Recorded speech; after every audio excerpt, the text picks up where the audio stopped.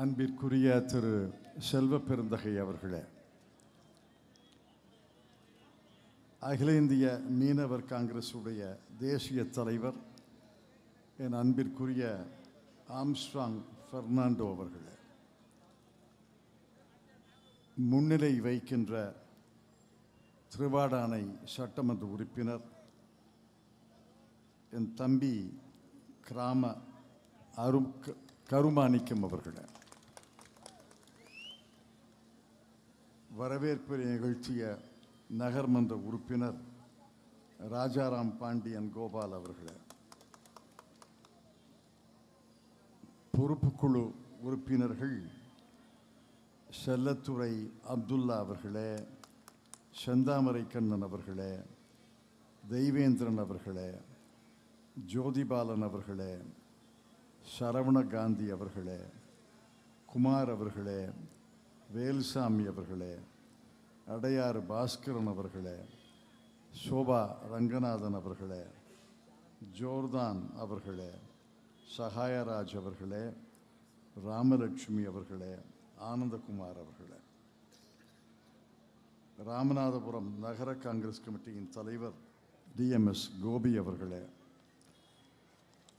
மாநில நிர்வாகிகள், சிறுபான்மை துறை, இளைஞர் காங்கிரஸ், வழக்கறிஞர் பிரிவு, சேவாதளம், கலைப்பிரிவு, SC/ST பிரிவு, விவசாய அணி ஆகிய அணிகளுடைய தலைவர்களே, நகர்மன்ற உறுப்பினர்கள் மணிகண்டன் அவர்களே, ஜோதிமணி முத்துராமலிங்கம் அவர்களே, புஷ்பலதா அவர்களே, வட்டார தலைவர்களே, நகர பேரூர் தலைவர்களே, மதுரை மாவட்ட மாநகர் காங்கிரஸ் கார்த்திகேயன் அவர்களே, பாம்பன் நகர் தலைவர் அருள் ரிச்சர்ட் அவர்களே, ராமேஸ்வரம் நகர காங்கிரஸ் தலைவர் ராஜீவ் காந்தி அவர்களே,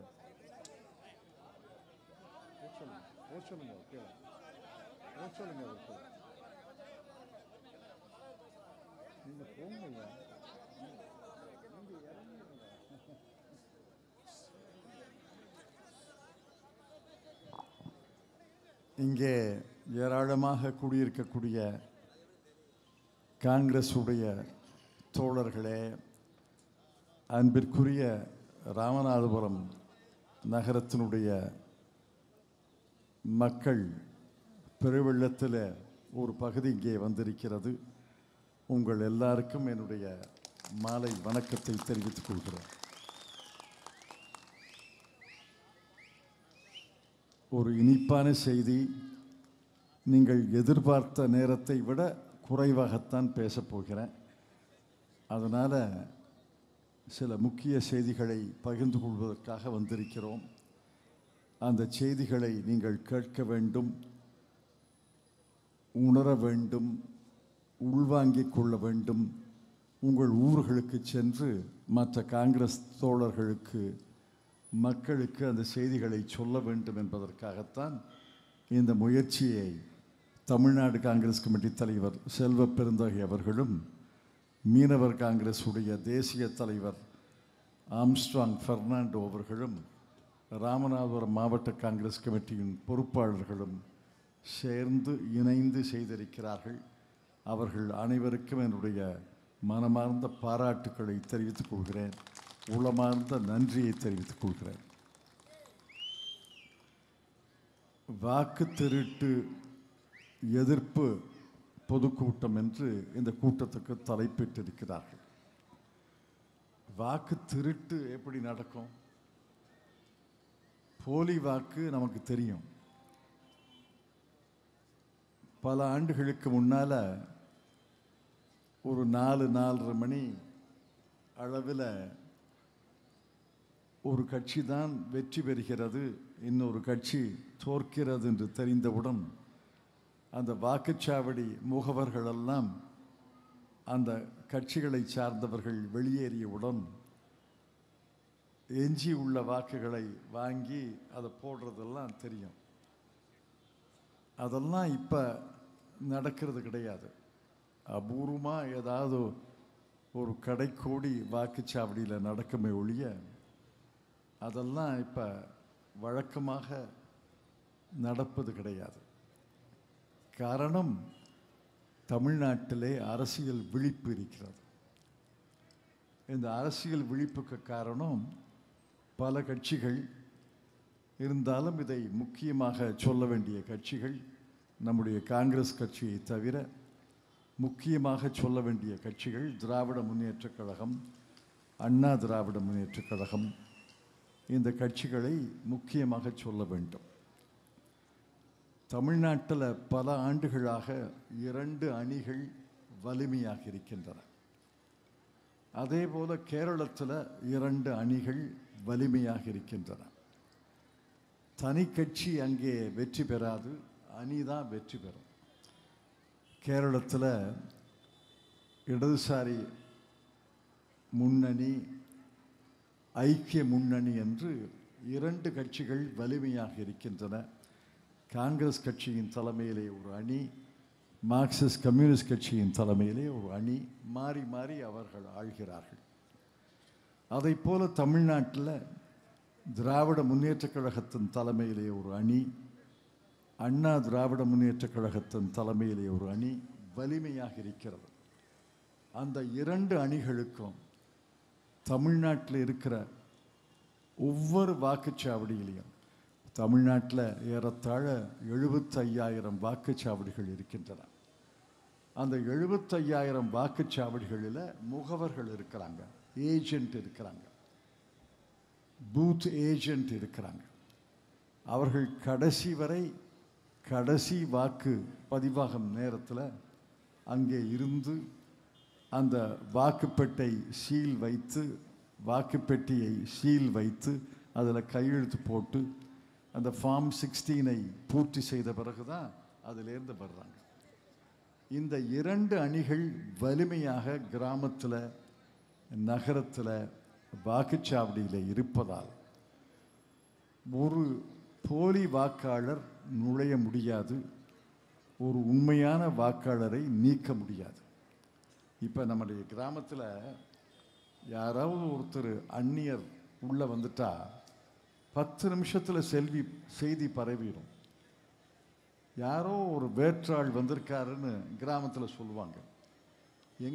எங்கேருந்து வந்துறீங்க, யார் உங்கள் பேர், எந்த வீட்டுக்கு வந்திருக்கீங்கன்னு 10 நிமிஷத்தில் செய்தி பரவிடும். கிராமத்துக்குள்ளே ஒரு வேற்றாள், அந்நியர் நுழைய முடியாது. அதே போல் கிராமத்தில் ஒருத்தர் காணாமல் போயிட்டார்னு வச்சுங்க, குடிபெயர்ந்துட்டார்னு வச்சுங்க, இல்லை வேறு ஊருக்கு குடும்பத்தோடு வெளியேறி விட்டார் என்றால் அந்த செய்தியும் 1-2 நாட்களில் கிராமத்தில் பரவிடும். இந்த வீட்டில் இருந்தாரே, அவர் பம்பாய்க்கு வேலையா, குடும்பத்தோடு போயிட்டார். இதெல்லாம் ரகசியமாக தமிழ்நாட்டில் வைக்க முடியாது. காரணம், மக்களுடைய கல்வி அறிவு, பொது அறிவு, அரசியல் விழிப்பு, எல்லாரும் படித்தவர்கள், எல்லாரும் பத்திரிகைகளை பார்க்கிறார்கள், எல்லாரும் தொலைக்காட்சியை கேட்கிறார்கள், எல்லாருக்கும் அரசியல் பற்று இருக்கிறது, அரசியல் அறிவு இருக்கிறது. விழிப்போடு இருப்பதால் இதை போன்ற தவறுகள் தமிழ்நாட்டில் நடக்காது, கேரளத்தில் நடக்காது. அதை தேர்தல் கமிஷன் தமிழ்நாட்டில் நடத்த முடிந்தால், நடத்த முயன்றால், பீகாரில் செய்வதைப் போல தமிழ்நாட்டில் வாக்கு திருட்டுக்கு அனுமதிக்கவே மாட்டோம் என்பதற்காக தான் இவ்வளவு கூட்டம். ஒரு நாளும் தமிழ்நாட்டில் நடக்காது. நான் டெல்லியிலே பல பேர்கிட்ட சொல்லியிருக்கேன், காங்கிரஸ் தலைவர்களிடம் சொல்லியிருக்கிறேன். பீகாரில் நடக்கலாம், உத்தரப்பிரதேசத்தில் நடக்கலாம், மேற்கு வங்காளத்தில் கூட நடக்கலாம், ஒரிசாவில் நடக்கலாம், ஜார்க்கண்டில் நடக்கலாம். தமிழ்நாட்டிலே ஒரு நாளும் நடக்காது, கேரளத்தில் ஒரு நாளும் நடக்காது. அதற்கு காரணம், வலிமையான அணிகள் இருக்கின்றன, வலிமையான அணிகளுடைய வாக்குச்சாவடி முகவர்கள் இருக்கிறார்கள், பூத் ஏஜென்ட் இருக்கிறாங்க. இங்கே தேர்தல் கமிஷனுடைய பருப்பு இங்கே வேகாது என்று நான் சொன்னேன். ஆனால் நடக்குது, பீகாரில் நடக்குது, நடந்திருக்கு, கர்நாடகத்தில் நடந்திருக்கு, மகாராஷ்டிராவில் நடந்திருக்கு. கர்நாடகா ஒரு உதாரணத்தை சொல்கிறேன். கர்நாடகத்தில் பெங்களூர் சென்ட்ரல் என்று ஒரு தொகுதி, பெங்களூர் மத்திய தொகுதி, நாடாளுமன்ற தொகுதி. அந்த நாடாளுமன்ற தொகுதியில் 7 சட்டமன்ற தொகுதிகள் இருக்கின்றன. நம்ம ஊரில் நாடாளுமன்ற தொகுதியில் 6 சட்டமன்ற தொகுதிகள் தான். பெங்களூரில் 7 சட்டமன்ற தொகுதிகள். அந்த மகாதேவபுரா என்பது பெங்களூர் சென்ட்ரல் நாடாளுமன்ற தொகுதியில் ஒரு தொகுதி. அதை போல இன்னும் 6 தொகுதிகள் இருக்கின்றன. கடந்த தேர்தலில் 2024 நாடாளுமன்ற தேர்தலில் அங்கே பாரதிய ஜனதா கட்சியின் வேட்பாளர் நிற்கிறார்.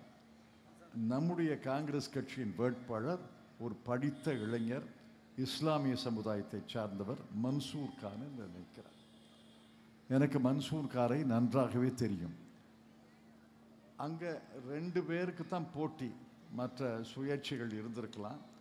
ஆனால் 2 வேட்பாளர்களுக்கு தான் கடுமையான போட்டி. அந்த கடுமையான போட்டியில்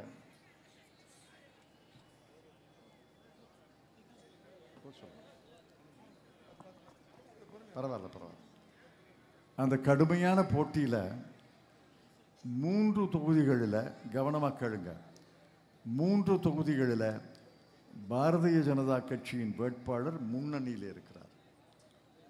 20,000 10,000 ஓட்டு முன்னணியில் இருக்கிறார். 3 தொகுதிகளில் காங்கிரஸ் கட்சியுடைய வேட்பாளர் மன்சூர் கான் முன்னணியில் இருக்கிறார். ஆக நிகர முன்னணி என்று பார்த்தா அந்த 3 தொகுதியில் அவர் முன்னணியில் இருக்கிறாரு. இந்த 3 தொகுதியில் காங்கிரஸ் வேட்பாளர் முன்னணியில் இருக்கிறாரு. அதை கூட்டி கழித்து பார்த்தா காங்கிரஸ் வேட்பாளர் 88,000 வாக்குகள் முன்னணியில் இருக்கிறார். கணக்கு புரியுதில்ல? 6 தொகுதிகளில் கூட்டி கழித்து பார்த்தா யார் முன்னணி? மகாதேவபுரா விட்டுருங்க, அதுக்கு வருவோம். 6 தொகுதிகளில் முன்னணியில் இருப்பது நாடாளுமன்ற தொகுதியில் 88,000 வாக்குகள் நம்முடைய மன்சூர் கான் அவர்கள் முன்னணியில் இருக்கிறார். அவர் தானே ஜெயிக்கணும், சாதாரணமாக ஜெயிக்கணும். இந்த ஒரு தொகுதியில் மகாதேவபுராவில் தோத்தா கூட 88,000 வாக்குகள் முன்னணியில் இருப்பது தான் இயற்கையாக ஜெயிக்கணும். மகாதேவபுராவில் மட்டுமே ஒரு சட்டமன்ற தொகுதியில் பாரதிய ஜனதா கட்சி வேட்பாளர் 120,000 வாக்குகள் முன்னணின்னு தேர்தல் கமிஷன், தேர்தல் அதிகாரி சொல்றார். ஒரு தொகுதியில், ஒரு சட்டமன்ற தொகுதியில், நாடாளுமன்ற தொகுதியில், ஒரு சட்டமன்ற தொகுதியில் 120,000 வாக்குகள் அவர் முன்னணியில் இருக்கிறாரு. இந்த 88,000 அழிச்சு 32,000 வாக்குகளில் அவர் நாடாளுமன்ற உறுப்பினர் ஆயிட்டார். இது இயற்கைக்கு புறம்பானது, நம்ப முடியாதது. நம்முடைய அரசியல் அனுபவத்தில் இதை போன்று அபூர்வமாக தான் நடக்கும். ஒரு தொகுதியில் மட்டும், ஒரு சட்டமன்ற தொகுதியில் மட்டும் 120,000 வாக்குகள் முன்னணியில் இருந்ததெல்லாம் கேள்விப்பட்டதே கிடையாது. மற்ற தொகுதிகளில் 6 தொகுதிகளில் 88,000 வாக்குகள் முன்னணியை அழித்து பாரதிய ஜனதா கட்சியின் வேட்பாளர் 32,000 வாக்குகள் வித்தியாசத்தில் வெற்றி பெற்றதாக தேர்தல் அதிகாரி அறிவிக்கிறார். அதைத்தான் ஆராய்ந்து பார்த்தார் ராகுல் காந்தி அவர்கள். அந்த ஆராய்ந்து பார்த்ததில் என்ன கண்டுபிடித்தார் என்பதை பகிரங்கமாக எல்லா நிருபர்களையும் அழைத்து ஒரு பேட்டி அளித்தார். தேர்தல் கமிஷன் அதை பார்த்துருக்கணும்.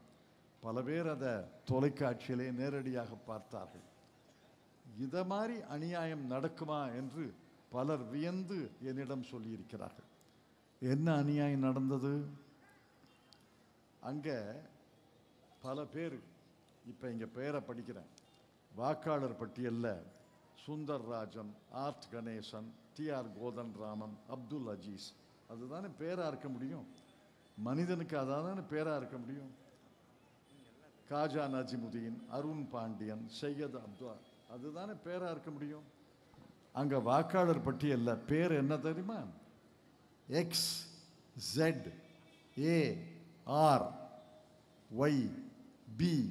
கே அப்படின்னு பேர். அந்த மாதிரி யாராவது பேர் வச்சிருக்காங்களா? நீங்க யாருக்காவது தெரியுமா அந்த மாதிரி பேர்?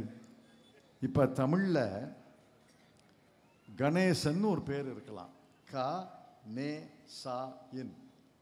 அதுக்கு பதிலா லா டே பா அப்படின்னு ஒரு பேர் இருக்கும். அந்த மாதிரி பல வாக்காளர்கள் பேர் அந்த மாதிரி பேர் இருக்கு. இது யாருன்னா யாருக்கும் தெரியல. அது போட்டோம்.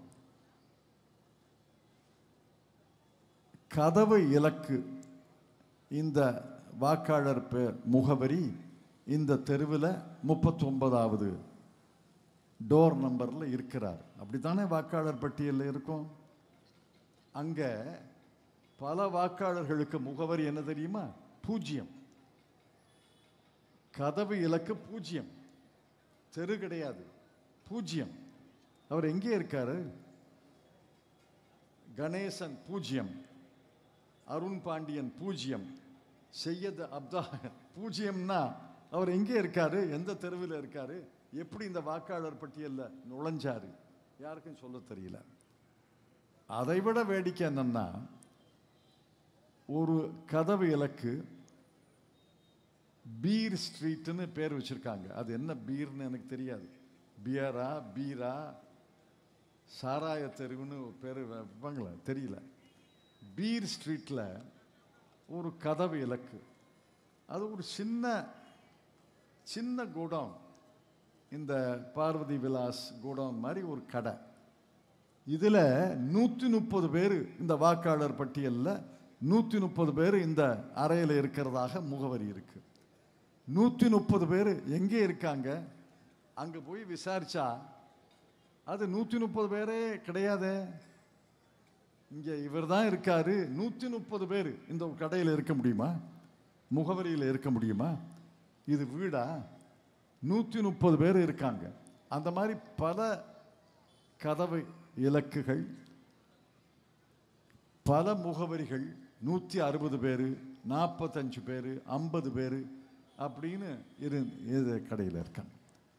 இதை மாதிரி இல்லாத வாக்காளர்களை எல்லாம் நுழைத்து இருந்தவர்களை எல்லாம் கழித்து விட்டு நீக்கிவிட்டு 0 இலக்கு கதவு எண்ணில் 100 பேர் 200 பேர் இருக்கிறதாக வாயிலேயே நுழையாத வார்த்தைகளை போட்டு பேர் வைத்து 1,20,000 வாக்குகள் வித்தியாசத்தில் மகாதேவபுரா ஒரு சட்டமன்ற தொகுதியில் ஜெயிச்சார். இதை அம்பலப்படுத்தியிருக்கார் ராகுல் காந்தி அவர்கள், அம்பலப்படுத்தினார். இதற்கு தேர்தல் கமிஷன் பதில் சொல்லணுமா இல்லையா? தேர்தல் கமிஷன் என்ன சொல்லுதுன்னா, நீங்க பிரமாண பத்திரம் தாக்கல் செய். நான் உடனே சொன்னேன், நீ கோர்ட் இல்லையே, கோர்ட்ல தானே பிரமாண பத்திரம் தாக்கல் செய்வாங்க. நீ ஒரு அதிகாரி. 3 அதிகாரிகள் தேர்தல் கமிஷனராக நியமிச்சிருக்கோம். நீ ஒரு அதிகாரி. இந்த அதிகாரி 4 வருஷமோ 5 வருஷமோ 6 வருஷமோ பதவியில் இருப்பார். நீ மக்களுடைய அரசனுடைய சம்பளம் வாங்குற அதிகாரி. ராகுல் காந்தி அவர்கள் நாடாளுமன்றத்தில் மக்களவையில் எதிர்க்கட்சி தலைவர். எதிர்க்கட்சி தலைவராக மட்டுமல்ல, இந்தியாவினுடைய குடிமகன், இந்தியாவுடைய உரிமை உள்ள பிரஜை, குடிமகன். அவர் ஒரு கேள்வி கேட்டார்னா, ஆதாரத்தோடு கேள்வி கேட்டார்னா, எப்படியா இவருக்கு இந்த மாதிரி பேர் இருக்க முடியும்? வாயில நுழையாத எழுத்துக்களை எல்லாம் சேர்த்து ஒரு பேர் இருக்க முடியும்னு கேட்டா, கதவு இலக்கு எப்படி 0 இருக்க முடியும்? ஒரு சின்ன அறையில் 10க்கு 10ல் 140 பேர் 150 பேர் இருக்க முடியும்னா நீ பதில் சொல்ல வேண்டியது உன்னுடைய கடமையா இல்லையா? யார் அலங்கரித்த பதவி? TN சேஷன் என்ற மாபெரும் தேர்தல் கமிஷனர் அலங்கரித்த பதவி. அதற்கு பிறகு பல தேர்தல் கமிஷனர்கள் ஒழுக்கமாக இருந்திருக்கிறாங்க. இந்த தேர்தல் கமிஷன் இங்கே பதில் சொல்லாது மட்டுமல்ல, ஆணவத்தோடு பேட்டி அளித்தார். அதெல்லாம் பேட்டி பார்த்திருப்பீங்க, ஹிந்தியில் பேசினார். ஆணவத்தோடு பேட்டி அளித்தார். நீ மன்னிப்பு, ராகுல் காந்தியை பார்த்து நீ பிரமாண பத்திரம் தாக்கல் செய்ய வேண்டும் அல்லது பொதுமக்கள் மத்தியில் மன்னிப்பு கேட்க வேண்டும். இவர்களெல்லாம் அந்த தமிழ்நாட்டில் ஒரு பழமொழி இருக்கு, சில நேரத்தில் ஆடுவாங்க, பாடுவாங்க, கூத்தாடுவாங்க. காலம் பூராமா ஆட போறாங்க, பாட போறாங்க. உங்க பதவியும் ஒரு நாள் முடியும் இல்ல, அரசனுடைய பதவியும் ஒரு நாள் முடியும் இல்ல, அடுத்தது ஒரு அரசு வரும் இல்ல, அடுத்தது ஒரு கோர்ட் இருக்குல்ல. அதற்கெல்லாம் பதில் சொல்ல வேண்டிய அச்சமில்லாமல் ஆணவத்தோடு பேட்டி அளிக்கிறார். இது விசாரிக்க வேண்டிய புகாரா இல்லையா? நீங்க தான் சொல்லுங்க. கதவியலுக்கு 0, பேர் நுழையாத பேரு, ஒரு அறையில் 140 பேர் 160 பேர் இருக்காங்க அப்படின்னு ஆதாரத்தோடு பட்டியல் போட்டு அங்கே வெளியிட்டால் அதை விசாரிக்க வேண்டுமா, விசாரிக்க வேண்டாமா? விசாரிக்க மறுக்கிறது தேர்தல் கமிஷன். ஆகவே தான் தேர்தல் கமிஷனை கண்டிக்கிறோம். நீ பாரதிய ஜனதா கட்சியோட, நம்ம ஊர் பக்கத்தில் ஒரு பழமொழி இருக்கு, கூட்டுக்களவாணின்னு. கூட்டுக்களவாணின்னு கேள்விப்பட்டிருக்கீங்களா? கூட்டுக்களவாணின்னு தேர்தல் கமிஷனும் பாரதிய ஜனதா கட்சியும் சேர்த்து இதை போன்ற திருட்டை செய்கிறார்கள் என்று நாங்கள் பகிரங்கமாக குற்றம் சாட்டுகிறோம். மகாதேவபுரால இந்த திருட்டு நடந்திருக்கிறது. அதை போல பீகார்லேயே நடக்கப் போகிறது. பீகாரில் என்ன பண்ணியிருக்காங்க அதையும் சொல்கிறேன், விவரமாக சொல்கிறேன், தெளிவாக கேளுங்க. 3 வகையான திருட்டு. ஒரு வகை என்னன்னா, இருந்தவர்கள் பெயர்களை, இருப்பவர்கள் பெயர்களை இவர் இறந்து விட்டார் என்று நீக்குவது. 2வது, இருப்பவர்கள் பெயர்களை இவர் குடிபெயர்ந்து விட்டார் என்று நீக்குவது. 3வது, இருப்பவர்களை நான் வீதி வீதியாக சென்று விசாரித்தேன், அவர்கள் ஆப்சென்ட்னு இல்லை, வீட்டில் இல்லை, இறந்து விட்டார்கள் என்று சொல்ல முடியவில்லை, குடிபெயர்ந்து விட்டார்கள் என்று சொல்ல முடியவில்லை, அவங்க ஆப்சென்ட். நான் கதவை தட்டின போது அந்த வீட்டில் இந்த மாதிரி பேரில் இல்லை அப்படின்னு சொல்கிறோம். நான் கேட்கிறேன், என்று பீகாரில் தேர்தல் கமிஷன் வீதி வீதியாக சென்று வீடு வீடாக சென்று கதவை தட்டி நீங்கள் இருக்கீங்களா இல்லையான்னு கேட்டுச்சு? அந்த மாதிரி செய்தியே கிடையாது. அந்த மாதிரி செய்திருந்தால் செய்தி பெருசாக வந்திருக்கும் இல்லை. பீகாரில் ஆயிரக்கணக்கான தேர்தல் முகவர்கள் வீதி வீதியாக செல்கிறார்கள், வீடு வீடாக செல்கிறார்கள், கதவை தட்டுகிறார்கள். நீங்கள் காஜா நாஜிமுதீனா, நீங்கள் அருண் பாண்டியனா, நீங்கள் எஸ்வி கணேசனா, நீங்கள் வலம்புரி முனியசாமி என்று கேட்டதாக செய்தியே கிடையாது. டெல்லியில் ஏசி அறையில் இருந்துக்கிட்டே விசாரிச்சிட்டாங்களா? ஏசி அறையில் 3 அதிகாரிகள் இருந்து வீதி வீதியாக சென்றார்களா, வீடு வீடாக சென்றார்களா? அதெல்லாம் பொய்யான செய்திகள். அந்த மாதிரி வீதி வீதியாக வீடு வீடாக சென்று விசாரித்ததாக செய்தியே கிடையாது. எந்த பத்திரிகையிலாவது செய்தி வந்திருக்கா? இங்கே பத்திரிகை நிருபர்கள் இருக்காங்க. இந்தியாவில் எந்த பத்திரிகையிலையாவது ஜூன் மாதம், ஜூலை மாதம், ஆகஸ்ட் மாதத்தில் தேர்தல் கமிஷனுடைய முகவர்கள் வீதி வீதியாக சென்று வீடு வீடாக சென்று இருக்கீங்களா இல்லையா அப்படின்னு கேட்டிருக்காதா? ஒரு செய்தி யாராவது சொல்லட்டுங்க. சரி, இப்போ குடிபெயர்ந்திருக்கிறார்கள். சட்டத்திலேயே அந்த மாதிரி வார்த்தையே கிடையாது. ஆங்கிலத்தில் பெர்மனன்ட்லி ரீலொகேட்டட் அப்படின்னு சொல்கிறாங்க தேர்தல் கமிஷன். அந்த மாதிரி வார்த்தையே சட்டத்தில் கிடையாது. சட்டத்தில் என்ன இருக்குன்னா ஆர்டினரிலி ரெசிடென்ட். இப்போ நான் தமிழ்நாட்டில் ஆர்டினரிலி ரெசிடென்ட், நான் தமிழ்நாட்டுடைய குடிமகன், இந்திய குடிமகன், தமிழ்நாட்டில் வாழ்கிறேன். நான் வருஷத்தில் 8 மாதம் டெல்லியில் இருக்கிறேன். நாடாளுமன்ற வேலை இருக்கிறது, கட்சி வேலை இருக்கிறது, வழக்கறிஞராக இருக்கிறேன். அதனால் 7-8 மாதம் டெல்லியில் தான் இருக்கிறேன். இடையில வருவேன். நான் பர்மனெண்ட்டாக ரீலொகேட்டடா? நான் டெல்லிக்கு போயிட்டேனா? தமிழ்நாட்டை துறந்து நான் டெல்லிக்கு போயிட்டேனா? என்னுடைய குடும்பம் தமிழ்நாட்டில் இருக்குது, என்னுடைய வீடு தமிழ்நாட்டில் இருக்குது, என்னுடைய வாக்கு தமிழ்நாட்டில் இருக்குது. நான் வேலை நிமித்தமாக, அலுவல் நிமித்தமாக டெல்லியிலே வாழ்கிறேன். டெல்லியிலே வாழ்வதால் தமிழ்நாட்டு தொடர்பே அருந்து விட்டதா? என்னுடைய வீடு குடும்பமெல்லாம் கிடையாதா? அந்த மாதிரி பீகார்லேருந்து பல தொழிலாளர்கள் தமிழ்நாட்டுக்கு வர்றாங்க, கர்நாடகத்துக்கு வர்றாங்க, மகாராஷ்டிராத்துக்கு வர்றாங்க. தமிழ்நாட்டில் எனக்கு தெரிஞ்ச வரை கட்டிட தொழிலாளர்கள் எல்லாருமே பீகாரி தான், கட்டிட தொழிலாளர்கள் எல்லாருமே ஜார்க்கண்ட் தான். அவர்களுக்கு அங்கே வேலை கிடையாது, பிழைப்பு கிடையாது. பிழைப்புக்காக இங்கே வந்திருக்காங்க. பிழைப்புக்காக வந்தவங்க, நாங்கள் காரைக்குடியில் ஒரு கட்டடம் கட்டினோம் பல்கலைக்கழகத்தில். இந்த பல்கலைக்கழக கட்டடம் 2 ஆண்டுகள் நடந்தது. 27 பேர் பீகார் ஜார்க்கண்ட்லேருந்து வந்திருந்தாங்க. அவர்கள் வந்து 2 ஆண்டுகள் அங்கேயே இருந்தாங்க. 2 கேரவன் ஏற்படுத்தி தந்தோம். ஒரு கேரவனில் பீகார் தொழிலாளர்கள், இன்னொரு கேரவனில் ஜார்க்கண்ட் தொழிலாளர்கள். அவர்களே சமைச்சு ரொட்டி சுட்டு காய்கறி வச்சு சாப்பிடுவாங்க. மற்றபடி எந்த வம்பு தும்புக்கும் போகிறது கிடையாது. அரசியலில் ஈடுபாடே கிடையாது. தமிழே பேச தெரியாது. அந்த சூப்பர்வைசருக்கு ஆங்கிலம், இந்தி தெரியும், தமிழ் தெரியும். அவர் தான் உத்தரவு போடுவார். அவர்கள் 27 பேரும் குடிபெயர்ந்துட்டாங்களா? பீகார்லேருந்து குடிபெயர்ந்து, ஜார்க்கண்ட்லேருந்து குடிபெயர்ந்து தமிழ்நாட்டு குடிமக்களாக ஆகிவிட்டார்களா?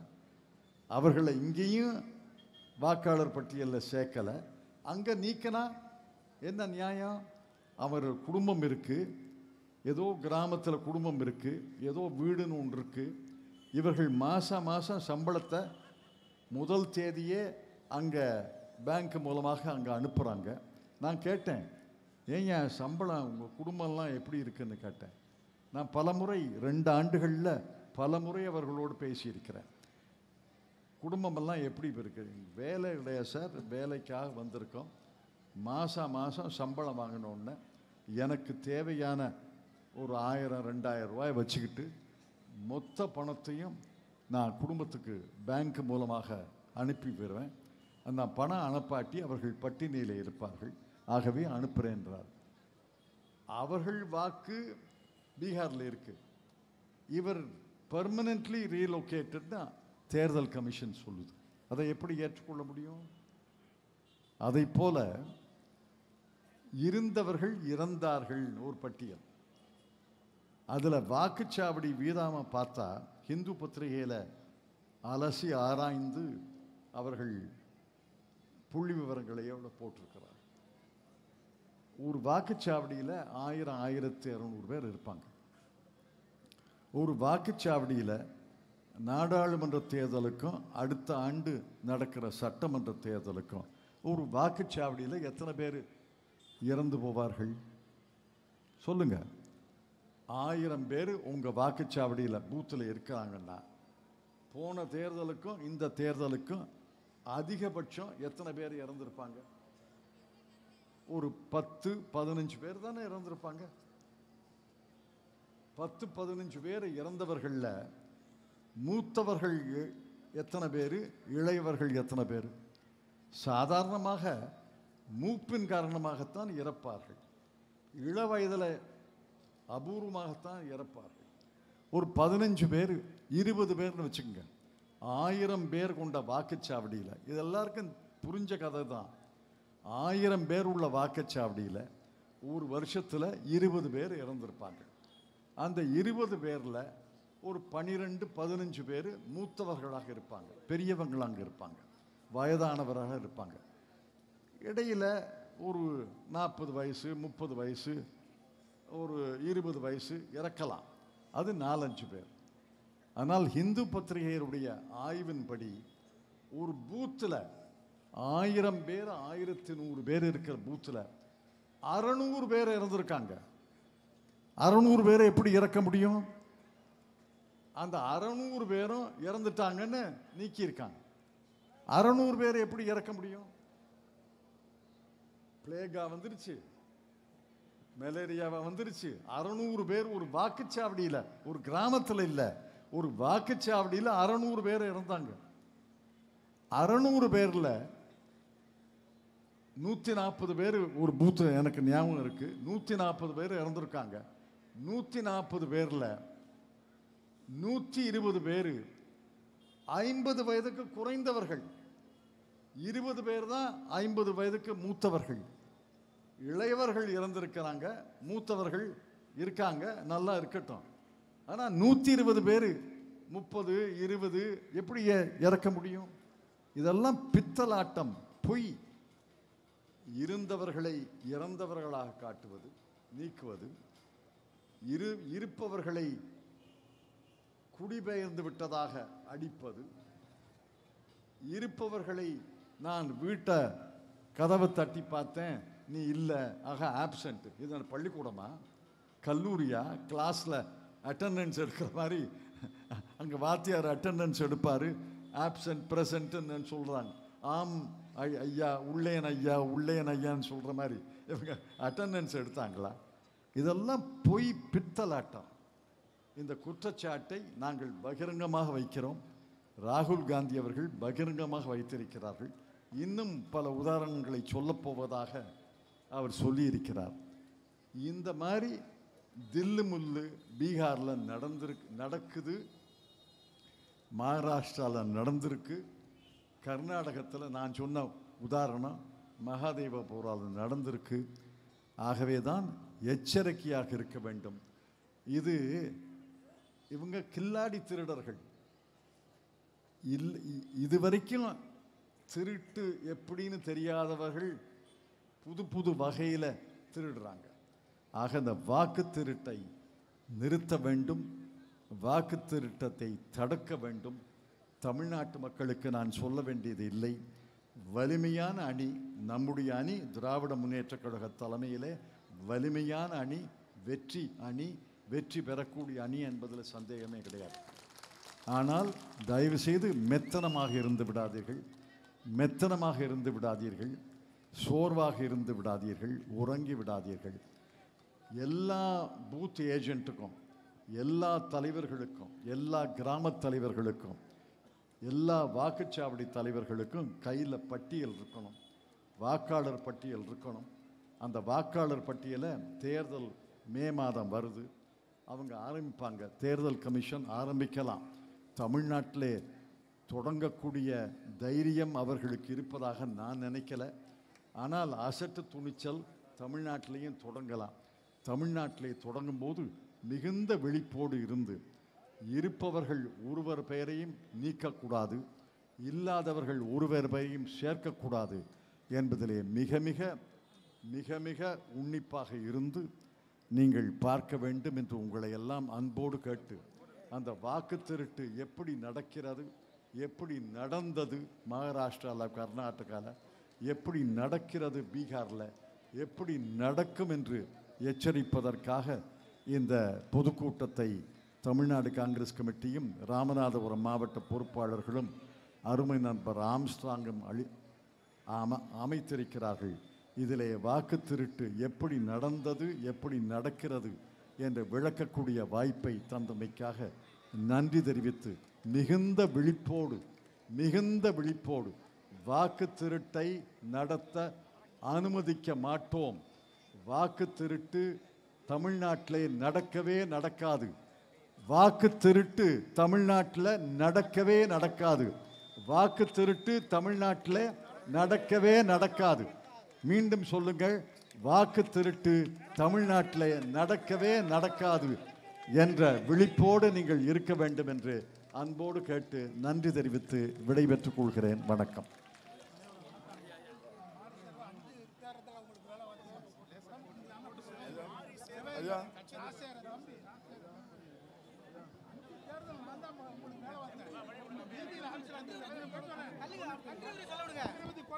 நன்றியுரை நகர் காங்கிரஸ் கமிட்டி தலைவர் டிஎம்எஸ் கோபி அவர்கள்.